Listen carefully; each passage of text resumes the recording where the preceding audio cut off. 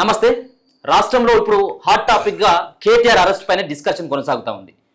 ముఖ్యంగా తెలంగాణ రాష్ట్రంలో కాంగ్రెస్ పార్టీ అధికారంలోకి వచ్చిన తర్వాత కాళేశ్వరం పైన ఒక కమిషన్ ఏర్పాటు చేసింది. అలాగే ఆ కమిషన్ ఇచ్చినటువంటి రిపోర్టు ప్రకారం సిబిఐకి అప్పగించింది కేసుని. మరోపక్కన ఏసీబీ సైతం కూడా ఎంటర్ అయిపోయింది ఫార్ములా కార్ రేస్ సంబంధించినటువంటి వ్యవహారంలో. 55 కోట్ల కుంభకోణానికి పాల్పడ్డాడు కేటీఆర్ హయాంలో, కేసీఆర్ గవర్నమెంట్లో అనేది ఇప్పుడున్నటువంటి ప్రభుత్వం యొక్క వాదన. దీనిపైన ప్రాసిక్యూషన్కి అనుమతిస్తూ గవర్నర్ నిన్ననే ఉత్తర్వులు జారీ చేయడం జరిగింది. ఇదే నేపథ్యంలో కేటీఆర్ అరెస్టు పక్కా అంటూ రకరకాలైనటువంటి వార్తలు వస్తూ ఉన్నాయి. దీనిపైన ప్రధానంగా మాట్లాడుతుంది. దాంతోపాటు కేటీఆర్ భావైనటువంటి హరీష్ రావు వెనకేసుకొచ్చేటువంటి ప్రయత్నం, మరో పక్కన కవిత సైతం కూడా కక్ష సాధింపు రాజకీయాలు చేస్తున్నారు కేంద్ర రాష్ట్ర ప్రభుత్వాలు అంటూ ఆమె చేసినటువంటి వ్యాఖ్యలు. వీటన్నిటి పట్ల మాట్లాడదాం. మనతో పాటు Congress party general secretary Sanjay Reddy గారు. అక్క నమస్తే. నమస్తే తమ్ముడు. ఏంటి కేటీఆర్ అరెస్ట్ అయ్యేటువంటి అవకాశం ఏమన్నా ఉందా? ఒక పక్కనేమో కేటీఆర్ను అరెస్ట్ చేసేటువంటి సాహసం కాంగ్రెస్ పార్టీ చేదు అన్నటువంటి వార్తలు కూడా వినబడతా ఉన్నాయి. సో కేటీఆర్ విషయంలో గవర్నర్ ప్రాసిక్యూషన్కి అనుమతి ఇచ్చిన తర్వాత ఏ పరిణామాలు ఉండబోతా ఉన్నాయని అనుకుంటా ఉన్నారు? డెఫినెట్గా తమ్ముడు, ఇప్పుడు చట్టం అనేది ఎవరికి చుట్టం కాదు. ఇప్పుడు చట్టాన్ని కాంగ్రెస్ గవర్నమెంట్ తీసుకోవాలనుకుంటే, కక్షపూరితంగా రాజకీయాలు చేయాలి అనుకుంటే గవర్నమెంట్ అధికారంలో రాగానే తీసుకుపోయి వీళ్ళను కల్వకుంట్ల ఫ్యామిలీ మొత్తం తీసుకుపోయి బొక్కలేదు. కానీ చట్టం అనేది ఎప్పుడు కూడా కాంగ్రెస్ పార్టీ అధికారంలోకి తీసుకోదు, తన గ్రిప్లోకి తీసుకోదు. అంటే వీళ్ళు ఏమనుకున్నారంటే, కేటీ రామారావు డ్రామారావు ఏమనుకున్నారంటే, మేమే ఉంటాం, ఇంకో 20 ఏళ్ళు 30 ఏళ్ళు మేమే ఉంటాం, మేమే శాశ్వతం భూమి మీద, కాబట్టి మేము ఏం చేసినా నడుస్తుంది అని చెప్పేసి ఆయన ఇష్టానుసారంగా ఏం చేశారు, ఇక ఆ డబ్బులు ఇప్పుడు 54 కోట్లు కనీసం ఒక ఫైనాన్స్ అంటే ఆ ఫైనాన్స్ డిపార్ట్మెంట్ వాళ్ళకి కూడా తెలియదు, అసలు ఎవరికి తెలియదు. అది స్వయంగా ఆయనే ఒప్పుకున్నాడు. మనం చెప్పేది కాదు. ఇప్పుడు బీఆర్ఎస్ కామెంట్లు పెట్టడానికి, వాళ్ళు ఆరోపణ చేయడానికి కూడా లేదు, అన్ని నేనే చేస్తాను. ఇంగిత జ్ఞానం ఉన్నోడు ఎవడైనా, ఒక శాసనసభ్యుడు అప్పుడు ఒక మినిస్టర్గా ఉండి నువ్వు మంత్రివర్గం ఆమోదం లేకుండా 54 కోట్లు మీరు ఎట్లా డైవర్ట్ చేస్తారు అనేది, అది $1000 క్వశ్చన్ అనేది తెలంగాణ కాదు యావత్ దేశం కూడా అడుగుతుంది. అది దీనికి కాంగ్రెస్ పార్టీకి ఏం సంబంధం ఉంది తమ్మి? మాట్లాడతా కాంగ్రెస్ ప్రభుత్వం అంటారు. తప్పు చేసిన వాడిని బొక్కలు వేస్తారు, అనుభవించాలి. అసలు 10 రూపాయలు ఖర్చు పెట్టాలంటే, మనవి కానీ 10 రూపాయలు ఖర్చు పెట్టాలంటే మనకు ఒక భయం ఉంటుంది. మీకు ఒంట్లో భయం ఉందా? సోయి ఉందా? మొత్తం దొంగలు తెలంగాణ మొత్తం దోసుకునే విధంగా ఇలా ఎగబడి అది చేసి అరెస్ట్ చేస్తే చేసుకోండి. గతంలో కూడా మేకపోతే గంభీరం లాగా లొటపీస్ కేసు అని మాట్లాడిండు. అరెస్ట్ చేసుకోండి, అది అంత షోక్ ఉందా నీకు? నీ చెల్ల పోయేచ్చింది తిహార్ జైలుకు, నువ్వు కూడా పోతావు. అది ఎవరిది? ప్రజల సొమ్ము తిన్నప్పుడు నువ్వు ఒక బాధ్యతగా తెలంగాణ రాష్ట్రం మీ చేతిలో పెడితే ఇవాళ నువ్వు బాధ్యత రహితంగా మాట్లాడుతున్నావు. నువ్వు ఒక శాసనసభ్యునివి. నీకు ఇన్ని రోజులు కూడా మేము ఈ గవర్నర్ గారు అనుమతి ఎందుకు కోరాం, మేము మా చట్టం మా చేతిలోకి తీసుకోవాలంటే నువ్వు ఒక శాసనసభ్యుని కాబట్టి కొన్ని ఉంటాయి, మిమ్మల్ని అరెస్ట్ చేయాలన్నా మీ మీద ఏదన్నా పర్మిషన్ రావాలి కాబట్టి అడిగా. మామూలు అయితే ఎప్పుడు తీసుకుపోయి బొక్కలేదు. మీరు ఒక ప్రజల చేత ఎన్నుకోబట్టి ఒక శాసనసభ్యుడు కాబట్టి మీ అహంకారం అనగాలంటే మీరు ప్రతి గతంలో అడుగుతున్నారు. రేవంత్ రెడ్డి గారు నిజంగా కూడా కక్ష సాధిస్తే బిడ్డ పెండ్లికి కూడా ఇంత దౌర్భాగ్యమైన స్థితి ప్రపంచంలో ఎవ్వరికీ ఉండదు. పగోళ్ళు కూడా బాధపడే విధంగా చేసిండ్రు మీరు రేవంత్ అన్న అదే మనసులో పెట్టుకొని చూసుకుంటే ఇంత మీరు బయట ఇంత పందికొక్కలాగా తిరగటోళ్ళ బయట మామూలుగా మంచిగా మొహాలు పెట్టుకొని తిరుగుతున్నారు. కానీ ఆయన ఎప్పుడు కూడా కక్షపూరిత రాజకీయాలు చేయలేదు, చట్టాన్ని చేతిలోకి తీసుకోలేదు. ఇవాళ రేవంత్ రెడ్డి గారు వ్యక్తి ఉన్నారు కాబట్టి మీరు ఈ మాత్రం ఉన్నారు. లేకపోతే ఇవాళ మీరు, మీ నాన్న, మీ చెల్లె, మీ బావ అందరూ ఎప్పుడో బయటోళ్ళు. ఇన్ని రోజులు ఆయన కక్ష లేకుండా ఇవాళ గవర్నర్ గారు ఆమోదం వచ్చిన తర్వాత ప్రొసీడ్ అన్నారు. ఇప్పుడు చాలా ఉన్నాయి కేసులు. ఒక పక్కన ఫోన్ ట్యాపింగ్ సంబంధించిన కేసు ఉంది, గొర్రెల స్కామ్ ఉంది. సో ఇటువంటి ఈ ఫార్ములా ఈ రేస్ కావచ్చు, ఇటువంటి స్కామ్స్ పైన రేవంత్ రెడ్డి పెద్దగా ఫోకస్ కూడా చేయట్లేదు. దాంట్లోనే అరెస్ట్ కాలేదు.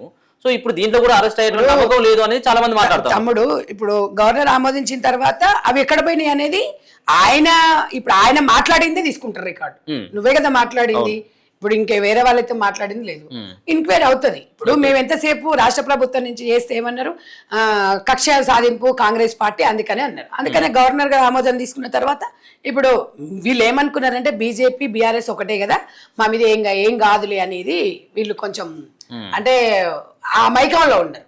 ఇవాళ ఆమోదం తెలిపేసరికి ఫస్ట్ నుంచి అట్లనే మాట్లాడేది ఇట్లా అంటే ఇంకొక షో కూడా ఉందేమో.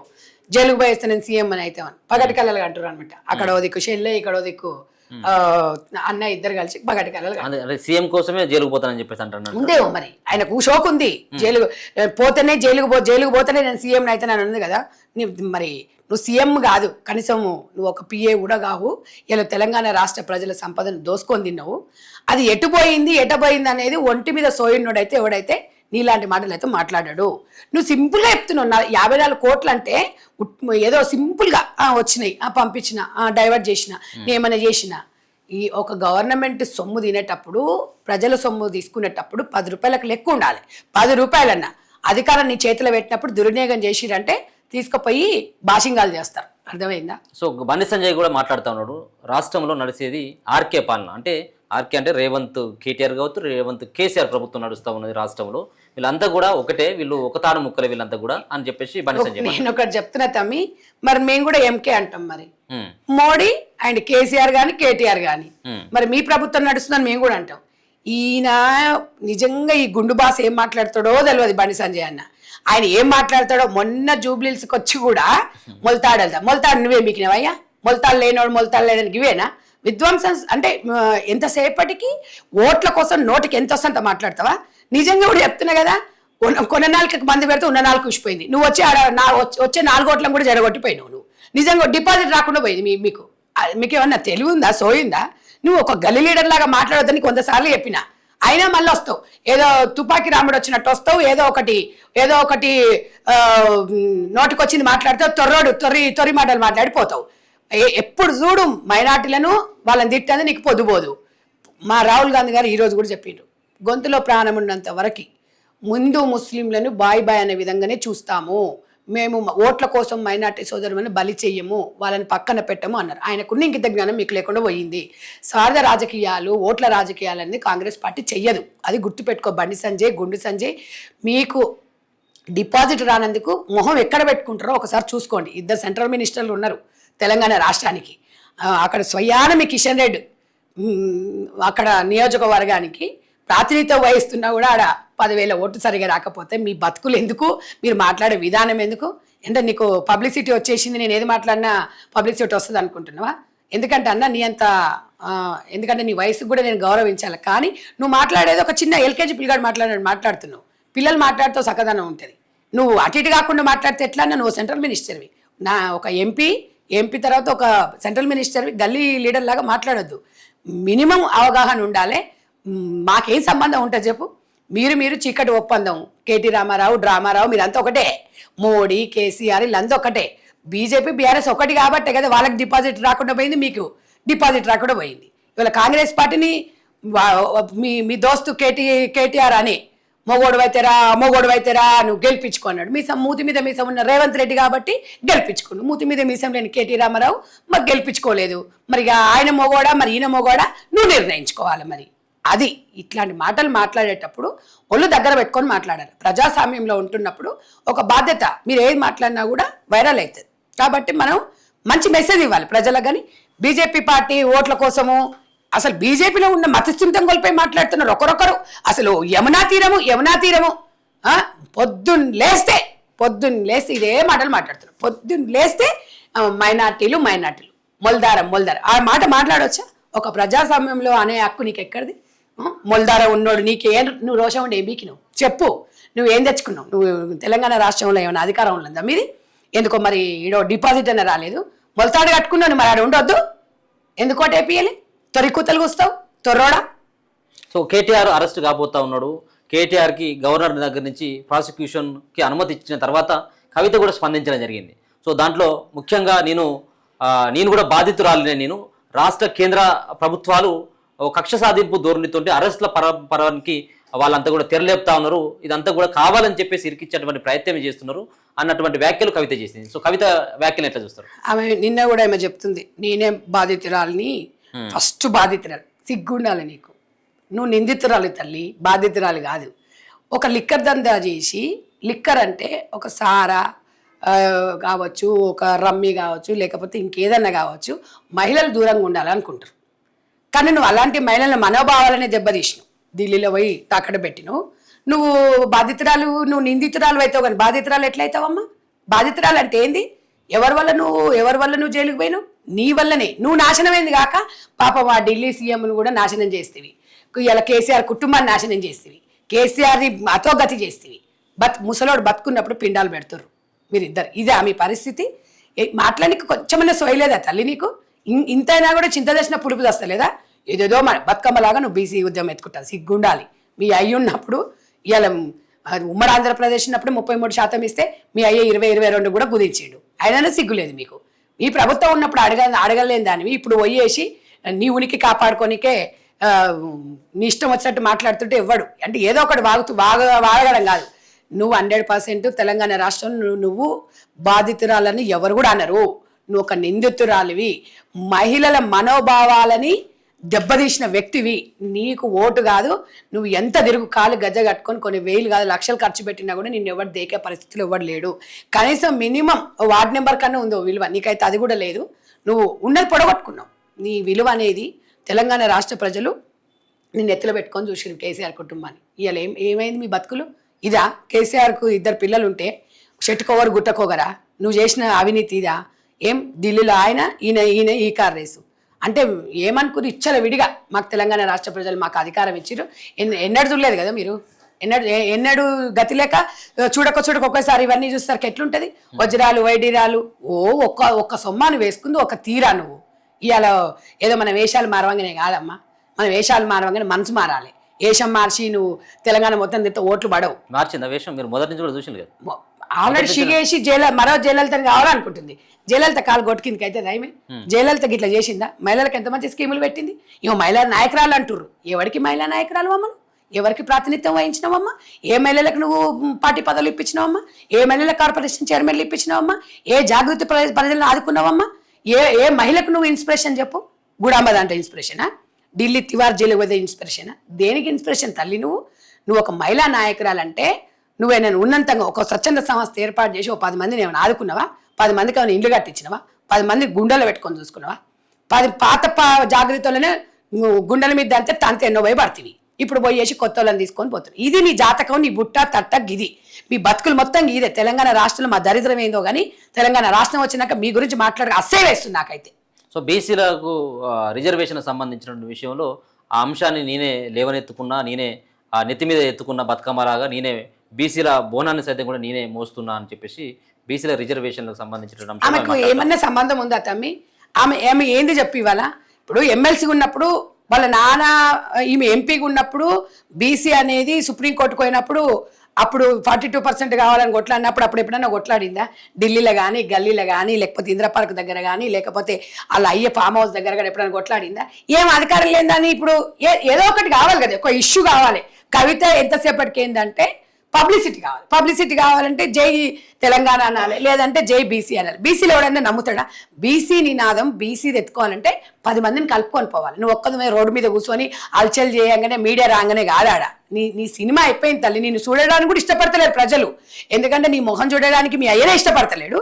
తెలంగాణ ప్రజలు ఎట్లా చూస్తారు తల్లి? నువ్వు బీసీ నినాదం బొడ్డమ్మవా? నువ్వు బతుకమ్మను నెత్తిలెత్తుకొని బతుకమ్మ అని చెప్పి భిక్షాటన చేసి ఇవాళ బతుకమ్మని బతుకు తెరువు లేకుండా నువ్వు చేసుకున్నావు. ఇలా బతుకమ్మనికి బతుకునిచ్చింది. ఆ బతుకమ్మని కూడా అవలేనే చేసినావు. బతుకమ్మ అంటే ఎవరు? ఇవాళ ఒక బతుకునిచ్చే బిడ్డ. ఆ బతుకునిచ్చే బిడ్డ నీకు బతుకునిస్తే మహిళల ఆత్మగౌరవం దెబ్బతీసినావు.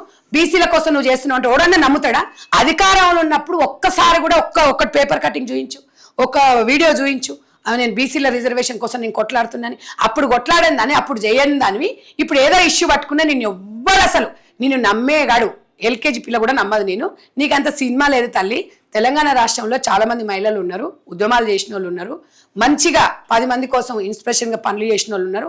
అలాంటి వాళ్ళని ఆదర్శంగా తీసుకుంటారు. కానీ నేను ఆదర్శంగా నీ కుటుంబమే తీసుకోదు, నీ పిల్లలే తీసుకోరు. ఇలా తెలంగాణ రాష్ట్రం ప్రజలు బీసీ మహిళలు కానీ బీసీలు కానీ సోదరి మహిళగా నిన్ను నమ్మే పరిస్థితులు ఎవరు లేరు. నీ కోసం, నీ దుకాణం కోసం మళ్ళీ నువ్వు ఎమ్మెల్యేవో లేకపోతే పార్టీ పెట్టాలనో లేకపోతే నువ్వు ఇంకో పదవి కోసం కానీ నీకంత సినిమా లేదు.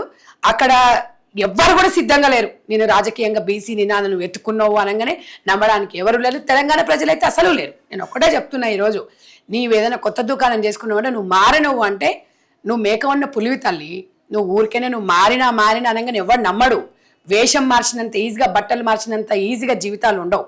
ఎందుకు అని అంటే మారాలి. నువ్వు తెలంగాణ ప్రజలు నిన్ను ఒక 5-10 ఏండ్లు నీ మెంటాలిటీ ఏందో చూడాలి. అంతేగాని ఇవాళ డబ్బు ఉంది కదా అని చెప్పేసి రోజు ఒక టూర్ పోతున్నట్టుగా రోజు జిల్లా పోతున్నావు. జిల్లాలో పోయి ఏం పడుస్తున్నావు? నువ్వు ఏం పడుస్తున్నావు? ప్రతి విషయంలో పోయేసి మీ నాయన చేసిన గవర్నమెంట్ ఉన్నప్పుడే ఆ అవినీతిని చూపిస్తున్నావు. దానికి రేవంత్ రెడ్డి ఎట్లా కారణమవుతాడు? కాంగ్రెస్ గవర్నమెంట్ ఎట్లా అవుతుంది? ఉన్న సిగ్గు మీ అయ్యా తీస్తున్నావు. ఇలా ఉన్న సిగ్గు తీసుకుంటూ ఇవాళ నువ్వు మాట్లాడుతున్నావు. ఇవాళ గౌరవ అధ్యక్షురాలుగా నువ్వు సింగరేణి కార్మికులు గౌరవ అధ్యక్షురాలు ఉన్నావు. ఎంత పైసలు వసూలు చేసినావు అమ్మ నువ్వు? ఇవాళ వాళ్ళకి అన్యాయం జరుగుతుంది, వాళ్ళకి పర్మనెంట్ కాలేదంటున్నావు. నువ్వు గౌరవ అధ్యక్షురాలు ఏం పొడిచినవాడ? నిన్న పోయి ధర్నా చేస్తావాడ ఒక్కదానివి. నీ వెనుబడి ఉవ్వడనుండా ధర్నా అంటే ఏందో 10 మంది ఉండాలి. డబ్బు ఉండగానే సరిపోదు. నువ్వు చేసే దాంట్లో నియమ నిబద్ధత ఉండాలి. తెలంగాణ రాష్ట్రాన్ని కనీస మన సంపద మొత్తం దోసుకున్నారు. ఇవాళ దాచుకున్నారు. తెలంగాణ సొమ్ముని ఎక్కడ వృధా చేసినా కూడా నీ అయ్యను, నిన్ను, మీ అన్నను, ఎవ్వని, మీ బావను, మీ ఇంకో బావను ఎవ్వరిని వదిలిపెట్టేది లేదు. తెలంగాణ ఖనిజ సంపదని మీకోసం కాదు, 100% మీరు జైళ్ళలో పోవాలి. దానికి మూల్యం చెల్లించుకోవాల్సిన అవసరం అయితే 100% ఉంది. నువ్వు మారినవు అని తెలంగాణ ప్రజలకు తెలవాలి అంటే నీ ఉన్న ఆస్తి మొత్తం గవర్నమెంట్కి హ్యాండ్ఓవర్ చెయ్యి. నువ్వు గతంలో ఎక్కడి నుంచి వచ్చినావు, ఏ పరిస్థితి నుంచి వచ్చినావు, ఏది ఉందో 10 మందికి సేవలు చేసుకొని బతుకు తప్ప బతుకు తెరువు కోసము అడుకునేటోళ్లకు మనకేం తేడా లేదు తల్లి నీకు. ఎందుకంటే అడుకునేటోడేం కడుపు కోసం అడుకుంటాడు, నువ్వేం కొంగు బట్టి జిల్లా పోయి నాకు మళ్ళీ రాజకీయ జీవితం ప్రసాదించండి అని అడుగుతున్నావు. కానీ నీ మొహం చూడడానికి ఇష్టపడట్లేదు. ఎందుకంటే లిక్కర్ దందా చేసినావు. లిక్కర్ దందా ఏంది? ఇలా ఒక భర్త తాగొస్తుండంటే ఒక భార్య ఎంతో మనోవేదనకు గురైతుంది తెలుసా? ఆ బాధ అనేది, ఆ పెయిన్ అనేది నువ్వు నీ చుట్టూ ఉన్న మొత్తం నాశనం చేస్తావు. ఎప్పుడంతే నువ్వు బాగానే ఉంటావు, చుట్టూ ఉన్న నాశనం చేస్తావు. ఫర్ ఎగ్జాంపుల్ జాగృతి కార్యకర్తలే 200 మంది జీవితాలను ఆగం చేసి ఒక్కడే చెప్తున్నా నీకు, నిజంగా నువ్వు మారినా, నేను మంచిదాన్నైనా, నేను 1500 1000 రూపాయల చీరలే కట్టుకుంటున్నా, వజ్రాలు వైడూరాలు తీసేసిన అంటే పాత తెలంగాణ జాగృతి పిల్లలందరినీ, మా తమ్ముళ్ళందరినీ పిలువు, అక్కజల్లను పిలువు, వాళ్ళ క్షమాపణ చెప్పు. నా తప్పయింది, ఇక నుంచి మనం అందరం కలిసి ముందుకెళ్దామని వాళ్ళ ప్రెస్ మీట్ పెట్టి వాళ్ళని పిలిచి వాళ్ళని ఆదుకొని వాళ్ళ కుటుంబ నేపథ్యం తెలుసుకొని వాళ్ళకి ఏదైనా హెల్ప్ చెయ్యి. అప్పుడు తెలంగాణ ప్రజలు నమ్ముతారు. పాతలను పక్కన పెట్టేసి కొత్తలను తీసుకొని నువ్వు ఎరగంగానే, నువ్వు జిల్లాలు తిరగంగానే 4 స్కార్పియోలు 4 కార్లు తీసుకొని ఒక కెమెరాలు తీసుకొని పోగానే అయిపోద్దా? అంత సినిమాలు ఎత్తాలి. అక్రమ కేసులు పెట్టి కేటీఆర్ ను ఇబ్బంది పెట్టేటువంటి ప్రయత్నం చేస్తా ఉన్నారు. కోడిగుడ్డు పైన ఈకలు పీకేటువంటి ప్రయత్నం ఇక్కడ ఉన్నటువంటి ముఖ్యమంత్రి కానీ కాంగ్రెస్ పార్టీ చేస్తుందనేది హరీష్ రావు యొక్క వ్యాఖ్యలు. ఎవరిని ఇప్పుడు వాళ్ళ బామార్దికి సపోర్ట్ చేస్తున్నారు మీరు అనుకుంటుర్రా? పెద్ద విషయం మీకు తెలియదు ఏంటంటే హరీష్ రావు సంబరపడుతురు. అబ్బా కేటీ రామారావు ఇక పోతాడు పొక్కలకి, కేటీ రామారావు పోతాడు అమ్మ అని పడుతుండు. పైకి ఎట్లా అంటుండ అంటే బాగుండదు కదా, ఎందుకంటే అలా మావ బాధపడతాడు కదా, ఈ కొడుకు గురించి నాలుడు ఏం ఫికర్ చేస్తలేడని. ఫస్ట్ తెలంగాణ రాష్ట్రంలో కేటీ రామారావు జైలుకు పోతే సంతోషపడేది మొదటి వ్యక్తి ఎవరంటే హరీష్ రావే. అదేదో మేకపోతు గంభీరం లాగా ఏదో మీ ముందు అంటున్నారు, అక్రమ కేసులు కోడిగుడ్డు ఇవే మీరు ఆర్ట్ఫుల్గా మాట్లాడుతున్నారా? మీరు ఫస్ట్ కవితమ్మ జైలుకు పోయినప్పుడు ముందర నుండి పంపించినావు, ఇప్పుడు కూడా పక్క నుండి పంపిస్తాడు. ఇవన్నీ హరీష్ రావుకు మీకు కొన్ని తెలవని ఉంటాయి, కొన్ని తెలిసేటి ఉంటాయి, తెర వెనుక జరిగేవి చాలా ఉంటాయి.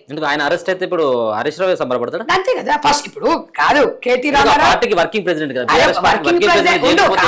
ఇప్పుడు ఇద్దరు ఉన్నాను తమ్మి, ఇద్దరిలో ఒకరు జైలుకు పోయాడు అనుకో, ఓల్ బాసిగా ఆయన ఫామ్ హౌస్ కి అంకితం అయిండు, మరి ఈయన జైలుకు పోతాడు. బీఆర్ఎస్ పార్టీలు ఇప్పుడు కింగ్ ఎవరు? హరీష్ రావే ఉంటాడు. మరి సంతోషం పడకపోతే అయ్యో బాధపడతాడు ఎవడైనా? అంత సినిమా లేదు, అంత బాధపడదంటే ఇలా కవితమ్మ బయటకు పోయేది కాదు, ఇలా పార్టీ ఈ రకంగా అయ్యేది కాదు. తెలంగాణ ప్రజలు నట్టెట్లా ముంచోలే గారు తెలవదా? సోయలేదా ఇళ్ళకు రూపాయనా 2 రూపాయల ఫస్ట్ చదువుకురు మళ్ళీ ఇల్లు. ఇలా మనం మీరు చెప్పంగానే నమ్ముతారా తమ్మి? మంచిగా లోపల సంకలు గుద్దుకుంటుండు హరీష్ రావు. పోవాలని తెలంగాణ ప్రజలు కూడా పోవాలనే ఉంది. వాళ్ళకన్నా ముందు హరీష్ రావుకు ఉంది. ఇప్పుడు కవిత బయటికి బాయ్, ఈయన జైలుకు బాయ్, కేసీఆర్ ఫామ్ హౌస్ లో అనుకున్నాయి. కింగ్ ఎవరండి? ఇక ఎవరు కింగ్? మరి హరీష్ రావే. మరి ఇక నువ్వు ఆడ క్లారిటీ తెలుస్తలేదా మీకు? పైకి ఎవరైనా అంటారా? అన్నారు కదా, అంతడేమో కానీ మామ బాధపడతాడని అన్నాడు. ఎందుకంటే మా అడుగుజాడలు నడిచింది కాబట్టి నాకు నిజంగా అంత ఇంత హరీష్ రావు మీద సింపతి అనిపిస్తుంది. ఎందుకంటే బతుకున్నప్పుడు అలా అయ్యకు పిండాలు పెడతారు ఇద్దరు పిల్లలు. ఈ కేసులో చిక్కుకునే పంచాయతీల కోసం ఆమెనేమో మొత్తం పోయేసి బజార్లో పెట్టింది, కుటుంబాన్ని తీసుకుపోయి మొత్తం బజార్లో పెట్టింది. ఇక అంతో ఇంత జర నోరో మూసుకొని మాకు భయపడని అయిపడని ఉంటుండగా భయానికో నయ్యానుకో. అవును. నేను అనేది ఏంటంటే తెలంగాణ ప్రజలను కాదు ఎవరిని నమ్మినా మోసం చేస్తే ఎన్ని రోజులు మోసం చేస్తారు, ఏదో ఒకరోజు బయటపడుతుంది. నేను అనేది ఏంటంటే నిమ్మలంగా ఇప్పుడు అందశ్రీ అని ఏం వేసుకొని పోయింది ఎంబడి, ఇలా ఒక గౌరవంతో ఇలా ఒక రాష్ట్ర చరిత్రే చెప్పుకునే విధంగా ఆయన పాడే మోసిన రేవంత్ అన్న నిజంగా ఒక కవులకు ఇచ్చిన వాళ్ళకి ఇచ్చిన ఒక రెస్పెక్ట్ కానీ నిజంగా చాలా సంతోషం అనిపిస్తుంది. అది రేవంత్ అన్న నైజం, రేవంత్ అన్న గుణం అట్లాంటిది. ఎందుకంటే ఇవాళ మహిళలంటే ఎంతో రెస్పెక్ట్. నిజంగా కూడా చీరల పంపిణీ విషయాలలో కూడా మహిళా సంఘాలను ప్రతి వాళ్ళని కూడా ఇన్వాల్వ్ చేస్తున్నారు. మహిళలు డెవలప్ కావాలంటారు, కానీ కేసీఆర్ గారు మహిళ డెవలప్ కావద్దు అనుకుంటు, నా బిడ్డ ఒకతే కావాలనుకుంటు. ఆ స్వార్థం అనేది, ఆ కర్మ అనేది తిరిగి మీకు ఇచ్చింది. తెలంగాణ రాష్ట్రంలో ఇంతమంది మహిళలు మంచిగా ఉన్నా నీ బిడ్డనే జైలుకు పోయింది, నీ బిడ్డనే ప్రపంచానికి ఎక్కింది, నీ బిడ్డనే హింస పడుతుంది, నీ బిడ్డనే బాధపడుతుంది, నీ బిడ్డనే గోసపడుతుంది. తెలంగాణ మహిళలు మంచిగా ఉన్నారు. అందుకనే ఎప్పుడైనా నలుగురితో పాటు మహిళలు లేకుండా ఎప్పుడైతే నువ్వు మంత్రివర్గం వేసినావో ఆ రోజే మీరు భూస్థాపితం అయిపోయినట్టే లెక్క. మహిళలను గౌరవించాలి. మా రేవంత్ అన్న నిన్న కలెక్టర్ అమ్మతో కూడా మాట్లాడేటప్పుడు ఆమె ఇంగ్లీష్లో మాట్లాడుతుంటే అది వైరల్ అవుతుంది. అది వాస్తవానికి ఆయన అంత బాగా ఆలోచిస్తాడు మహిళల గురించి. సంఘాలలో ఉన్న వాళ్ళకి ఇంగ్లీష్ రాదు, ఏదో కొంతమంది కామెంట్లు పెడతారు, గుంపు మేస్త్రి లేకపోతే మీకు ఇంగ్లీష్ ఆయనకి ఇంగ్లీష్ రానిక కాదురా, ఆయన చదువుకున్నాడు. ఆయన మా అక్క చెల్లెళ్ళకు సంఘాలలో ఉండేటోళ్లకు కొంతమంది చదువు రాని వాళ్ళు ఉంటారు, ఇంగ్లీష్లో మాట్లాడితే అర్థం కాదు. అక్కడ సబ్జెక్ట్ ఏంది, చీరలు ఎట్లా పంచాలి, ఏ సంఘాలతో పంచాలి, ఎట్లా ఫోటో దిగాలి, ఎట్లా చేయాలని మహిళా సంఘాలతో మాట్లాడుతున్నారు కాబట్టి తెలుగులో మాట్లాడమ్మా అన్నారు. ఆమె కూడా నవ్వింది. తెలంగాణ వ్యాప్తంగా అందరూ హ్యాపీగా ఫీల్ అయ్యారు. బీఆర్ఎస్ నా కొడుకులు ఆడో ఏడో మోపాయి ఉంటాడు కదా, వాడు పెడుతురు వాడిని చెప్పుతో కొడతా. ఇంకొకసారి రేవంత్ అన్నని మీరు ఏదన్నా మీరు అన్పార్లమెంటరీ లాంగ్వేజ్ మాట్లాడితే మాత్రం 100% చెప్పుతో కొట్టనీకి మాత్రం నేనే ముందంజలో ఉంటా. ఎందుకంటే ఆయన మంచి పరిపాలన చేస్తున్నాడు. నిజంగా ఆ కాన్ఫరెన్స్, వీడియో కాన్ఫరెన్స్ నాకు చాలా సంతోషం అనిపించింది. ఇప్పటి వరకు ఇలాంటి సీఎం ఎక్కడ కూడా లేడు. అంత మంచి కార్యక్రమాలు కంగల్లో కాకులు ఓడ్చుకుంటున్నామే, ఏం పుట్టిందిరా మీకు? ఇలా మీరు ఒక్కటే ఒక యువత వచ్చి తొరి మాటలు మాట్లాడుతుంది, యూనిఫామ్ లాగా ఉన్నాయని. ఈడ ఏదున్నా సిరిసిల్ల నేత చీరలు ఇవాళ రేవంత్ అన్న పంచిపెడుతున్నాడు. ఇలా ఒక కలెక్టర్ అమ్మతో తెలుగులో మాట్లాడిచ్చిండంటే అది అందరి వల్ల కాదు. నవ్వుకుంటూ చెప్పిండు, మీకు తెలుగు వచ్చు కదా మాట్లాడండి, మా సోదరి మనకు తెలుగు రాదు, అది ఇంగ్లీష్ రాదు అన్నాడు. మీరు అదే విధంగా చూడాలి. ఒక తెలంగాణ రాష్ట్ర సీఎం మన తెలుగు రాష్ట్రాలకు తెలుగు ఇంపార్టెంట్ కాబట్టి చెప్పిండు. ఆ మాత్రం కూడా బుర్ర లేదు, సిగ్గుండాలి కొంచెం అన్న. Right, okay, thank you so much. So మొత్తానికి కేటీఆర్ సంబంధించిన విషయంలో చట్ట ప్రకారమే పార్టీ నడుచుకుంటుంది. ఏదో కక్ష సాధింపు ధోరణితో అరెస్ట్ చేసేటువంటి ఉద్దేశం లేదు. ఒకవేళ ఉద్దేశం ఉన్నట్టయితే ఉంటే గతంలో రేవంత్ రెడ్డిని ఏ విధంగానైతే అరెస్ట్ అయినో ఇప్పుడు కూడా మా ప్రభుత్వం వచ్చి 2 సంవత్సరాల దగ్గరికి అవుతుంది. ఇప్పటిలోగా ఎప్పుడోసారి అరెస్ట్ చేసేటువంటి వాళ్ళమే. మేము ఇక్కడ కూడా కక్ష సాధింపు రాజకీయాలు చేసేటువంటి ప్రసక్తే కాంగ్రెస్ పార్టీ, ముఖ్యంగా ముఖ్యమంత్రి రేవంత్ రెడ్డి చేసేటువంటి సాహసం చేయడు అన్నటువంటి వ్యాఖ్యలు చేసుకుంటూనే కవిత బీసీల గురించి మాట్లాడడం కావచ్చు. మరొక పక్కన ఆమె సైతం కూడా కేటీఆర్ పైన కొంత సానుభూతిగా రకంగా మాట్లాడినటువంటి మాటల పట్ల సంధ్యారెడ్డి గారు అయితే మాత్రం చాలా ఫైర్ అవుతా ఉన్నారు. సో ఆమె మాట్లాడాల్సినటువంటి, ఆమె లిక్కర్ స్కామ్లో జైలుకి వెళ్ళి వచ్చినటువంటి వ్యక్తి ఆమె నిందితురాలు అవుతుంది కానీ బాధితురాలు ఎట్లా అవుతుంది అన్నటువంటి ప్రశ్న సైతం కూడా తన లేవనెత్తుతా ఉంది. చూస్తూనే ఉండండి మన తొలి.